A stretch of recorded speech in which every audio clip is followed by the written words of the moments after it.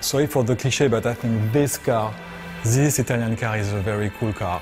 In the game, the car I really like to drive is the Zonda Cinque. I love Italian cars. It's like you are flying.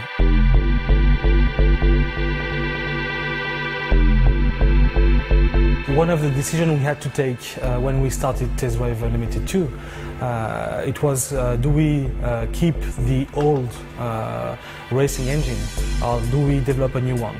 And because we have been a little bit frustrated by the first one and we couldn't deliver the experience we wanted, we decided to rework and to recraft from scratch. For this game, it was quite important how we balanced the handling out. So it's always been about this kind of balance between arcade and simulation handling. And we'd kind of reworked the whole handling to kind of achieve the aim of upgrading this for the new game. To achieve that, what we wanted to do is to have a basis of the physics engine as realistic as possible, so everything is simulated.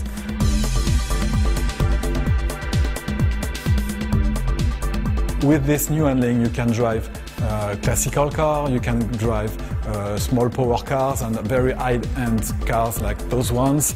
With this type of cars, it's the most difficult elements that the player will have to deal with is to judge how much power do I transfer to the car. And this is something we add assistances for the player to be more comfortable with. Of course, when it's raining in TDU2, the roads get wet and the handling taking account this parameter. It changes the way the grip and the tires are in contact with the road. We had to simulate that as close to the reality as possible. So it's take very large variety of different cars, different handling, different kind of surface that you go on, and weathers. What we have now, it's 90 plus cars. So the beta side of things was an interesting one. I mean, we went into that with, you know, a couple of kind of things we chiefly wanted to achieve. When you are developing handling, you are too close to it to judge it. Really, there's nothing like actual players with a multitude of different configurations, playing in a multitude of different ways, all at the same time, going wherever they fancy rather than where we tell them, to really know how the game will perform. We have so many fans in this game that make a really, really good work, that answer our questions, make very precise feedbacks on bugs, handling, everything that counts in the game. The other big thing for us was just trying to push up how many people were playing the game at the same time.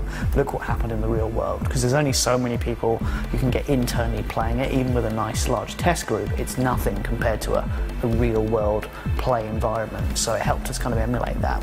And the good things about Test Drive is that it's a game that we will stay with the community together and continue developing. You know, we've put our heart and souls into this game for the last few years, and we've been working with many of the fans out there to try and get it exactly right and on the nail, and we're all very excited that it's going to be coming out soon. What we are sure is every player will find his car.